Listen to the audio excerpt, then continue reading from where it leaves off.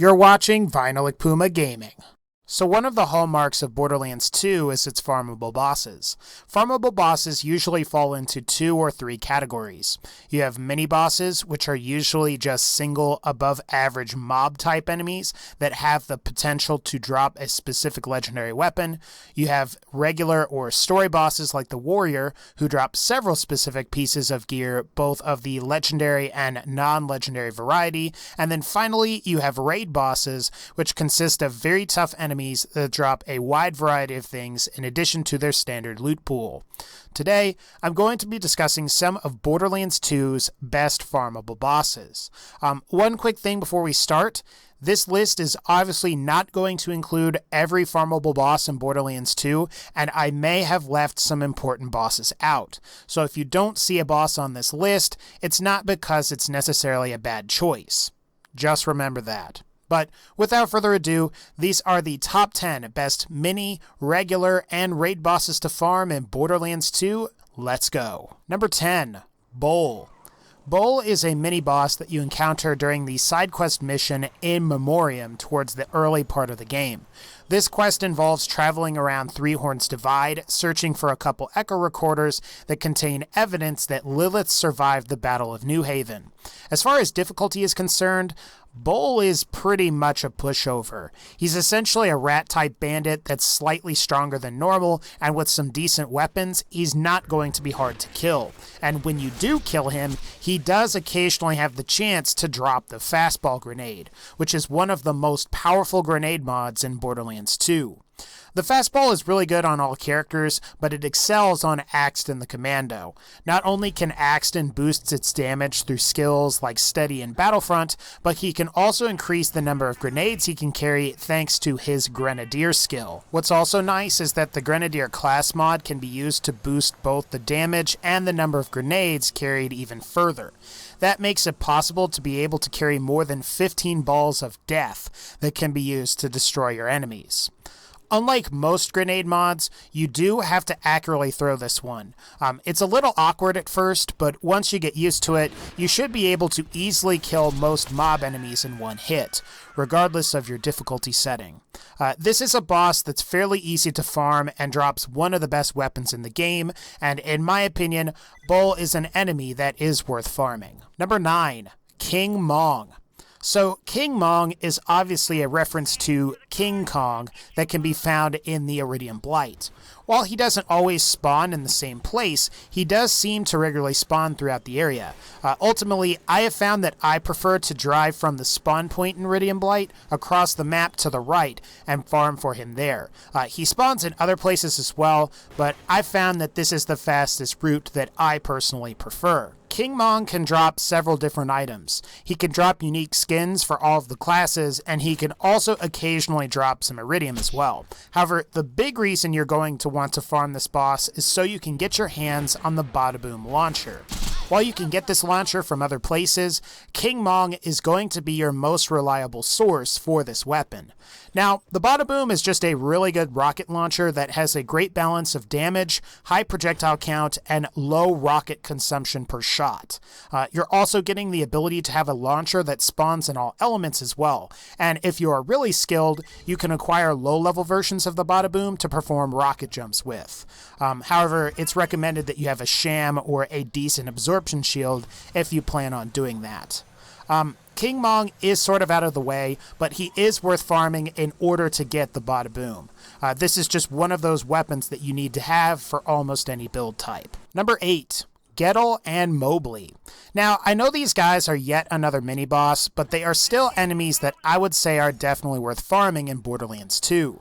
Gettle and Mobley appeared during the Good, the Bad, and the Mordecai side quest mission, and as you've probably guessed, this quest is a reference to the Good, the Bad, and the Ugly that featured Clint Eastwood. The big reason you're going to want to farm these guys is because Gettle has a chance to drop the Lyuda or the White Death sniper rifle.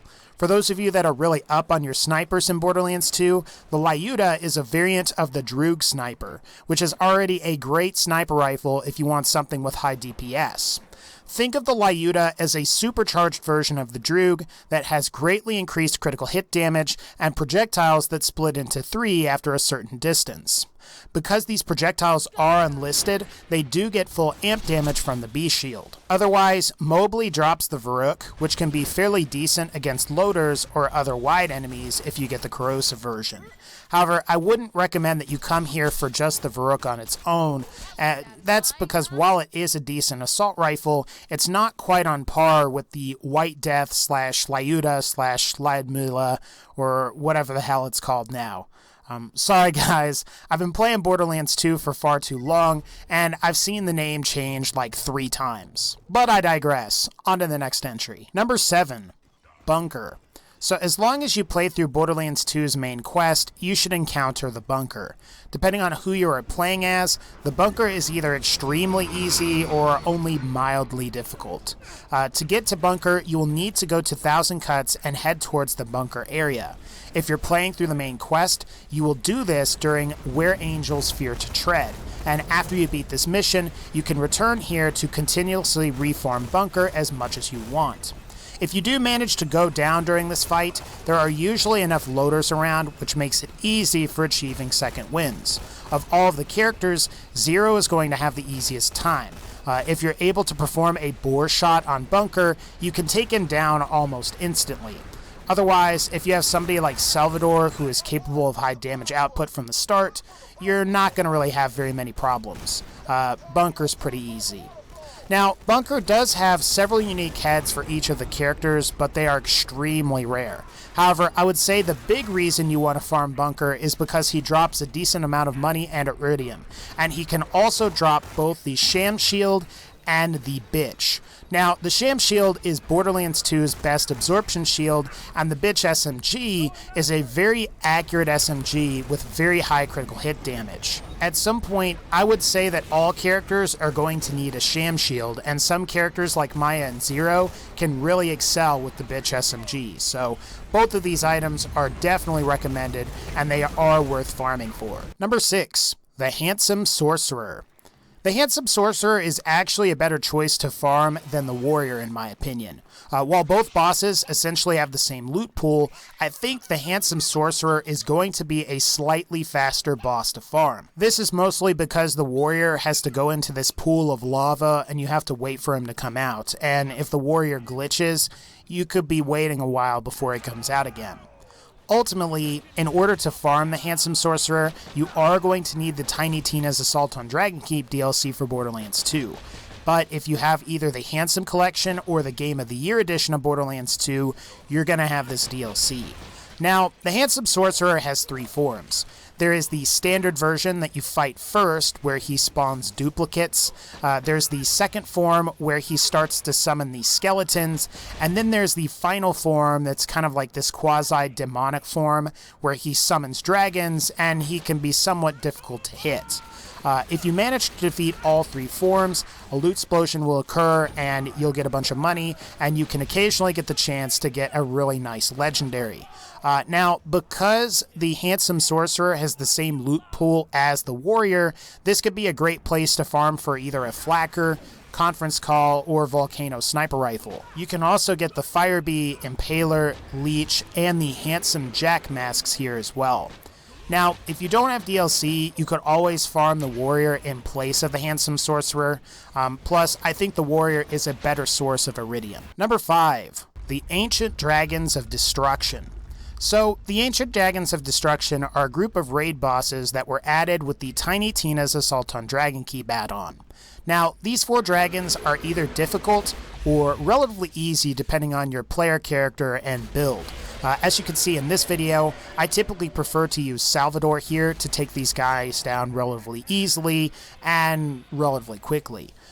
The strategy that I use is to focus on Helianth first, and because if you kill him, he can't heal the other dragons. From there, I would probably focus on Boost because he can level the other dragons up, then Incinerator because he's just kind of a pain to deal with, and then I would probably leave Brood, the corrosive dragon, for last.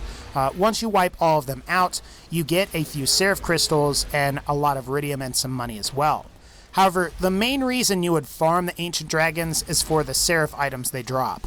You can get either the Blockade Shield, which provides flat damage resistance, the Omen Shotgun, which is a really nice shotgun and also has the highest reload damage for a Tediore shotgun, and then finally there's the Stinger, which is essentially a souped-up Anarchist pistol with ricocheting bullets that's perfect for either Salvador or Gage. There's also a lot of Dragon Keep chests in this area if you have enough Iridium. They don't usually offer anything that's legendary rarity, but they can be a great source of purple weapons if you're looking for those. So maybe you need either a purple Droog, Ravager, or something else like that. Ultimately, the Ancient Dragons of Destruction are a really good place to farm for Seraph Crystals and Iridium. Plus, you may want an Omen Shotgun. Number 4, Terramorphous. Assuming you don't have any DLC for Borderlands 2, you're going to want to farm Terramorphous. Now, assuming you have DLC for Borderlands 2, you will still want to farm for Terramorphous, because he does have a couple unique items that he can drop. In order to fight this boss, you will need to complete the game and defeat the warrior. Once you do, talk to Tannis in Sanctuary, and you will get the You Will Die side quest mission. Then travel to Thousand Cuts, pay your Iridium, and enter Terramorphous Peak. The key with this boss fight is to try and keep your back to the wall. That way, if Terramorphous melees you, it's much more difficult to get knocked off of the map. As long as you properly position your character, you shouldn't have any problems.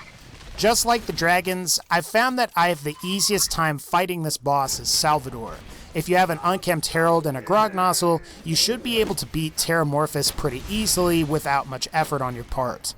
You can beat Terramorphous with other characters, but again, I usually prefer Salvador. Now, killing Terramorphous will give you the chance at several good items. The Slayer of Terramorphous is really good on Gage, as it will boost her Anarchy stat count. The Hide of Terramorphous is the best Roid Shield in Borderlands 2, and other weapons, like the Pitchfork and Teeth of Terramorphous, are fairly respectable as well. The only weapon that doesn't really hold up is the Blood of Terramorphous, and that's just because there are other items you can obtain that perform similar effects with enhanced functionality. However, if you don't have DLC, the Blood of Terramorphous is actually pretty good. I recommend leveling up Salvador just to take on this boss. It should be an easy way to get a couple really nice class mods for Gage and a Hide of Terramorphous for Zero. Number 3, Hyperius. Despite the fact that I always seem to have small panic attacks whenever I fight Hyperius, Hyperius is a good boss to farm in Borderlands 2. While you will need the Captain Scarlet DLC for Borderlands 2, you should have it if you have either the Handsome Collection or the Game of the Year edition on PC. What you're normally supposed to do is weaken all of the robots, put them into repair mode, and then attempt to deal damage to Hyperius. Honestly, I find this to be somewhat difficult. So what I like to do instead is attempt to perform what's known in the community as a God Bore on Hyperius. So what you do to do this is you take Zero, you spec for Bore, and then you use a Singularity Grenade to line up all of the robots, and if you can get the angle just right, you should be able to shoot, and you can occasionally kill Hyperius in under like 20 to 30 seconds. It's not particularly easy to do, but you can pull it off. That said, it is worth trying to get good at killing Hyperius. He is a Seraph Guardian, and he drops a decent Seraph SMG called the Tattler, which is really nice on Maya. However, I think you'll find that the main reason that you want to farm Hyperius is if you want a Norfleet rocket launcher. Your only alternative is Vermivorous, which can be a real pain in the ass to spawn, and it's impossible to spawn Vermivorous by yourself, because you're going to need a full party of 4 people. Plus, of course, with Hyperius, you can solo Hyperius, and you don't need 4 people, and that is the big perk to farming Hyperius. Hyperius can also drop some other legendaries, like the Shredifier, but people usually farm him for the Norfleet. Number 2, Tinder Snowflake. So Tinder Snowflake is the final boss from Borderlands 2's How Marcus Saved Mercenary Day DLC. This DLC is a Headhunter pack, so unless you have the Handsome Collection on PS4 or Xbox One, or you have all of the Headhunter DLCs on the PC version of the game, you may not have access to this particular boss. Even still, the Marcus Mercenary DLC is Christmas themed and is relatively easy to complete regardless of difficulty. In fact, this DLC is probably easier than the rest of Borderlands 2, and Tinder Snowflake could easily make the list of the easiest bosses in Borderlands 2. Now, when you first kill Snowflake, you'll notice that he doesn't drop anything that's particularly amazing. You may even see some green, blue, and purple rarity weapons, but no legendaries. Now, to get the good loot, you have to return to the town area and farm the chests that appear on the train. At higher level difficulties, I frequently see legendaries while farming this boss. It's not necessarily every single time, but I would say that if you're on overpowered 8 difficulty, I would be surprised if you didn't have a legendary appear every 5 times or so. Especially since Gearbox improved drop rates later last year. Again, while this requires one of the Headhunter packs, I think it's the best of the Headhunter packs for farming legendaries. Plus, if you're on PC, you can always pick this up on the cheap during a Steam sale if you don't want to spend the full $5. Number 1. Pyro Pete. What makes Pyro Pete a really good boss to farm is that he's relatively easy compared to the vast majority of the other raid bosses in Borderlands 2, and he has a good loot pool. Most characters should be able to equip a Sandhawk and a Bee Shield and take them out by themselves. With a few friends, Pyro Pete can be an absolute cakewalk, especially if your friends are properly equipped. Now, the key here is to bring a Trespasser sniper rifle, aim at Pete's head, and then shoot his mask off. And once you do that, you should be able to perform critical hits on him while his shields are up. Otherwise, you could just whittle his shield down and then shoot him in the face to remove his mask. Something else that you'll notice during this fight is that Pete will eventually apply both a burn and corrosive status effect to your character. This effect won't get removed unless you're able to extinguish it by flipping one of the levers in the room. Once you do, run through the water and kill either the spider ants or rat-type bandit enemies that spawn. Since Pyro Pete is a Seraph Guardian, he is a reliable source of Seraph crystals on Ultimate Vault Hunter mode. He also drops the Big Boom Blaster Shield, which is pretty good for Axton, the Hoplite, which is really good for all characters, but it's probably the best with Gage's Blood-Soaked Shields, and the O-Negative, which is a fairly decent transfusion grenade. Keep in mind, too, that Pyro Pete is an excellent source for most of Borderlands 2's legendaries that don't have a designated drop area. And you can also get some Pearlescents here as well, if you get lucky. To farm Pyro Pete, you will need to complete the Torg's Campaign of Carnage DLC, and then simply complete the Pete the Invincible side quest mission that you receive at Pyro Pete's bar. Alright guys, that's going to pretty much wrap up this particular video, and if you like this video, please be sure to leave a like, and as always, take care, and I'll see y'all next time.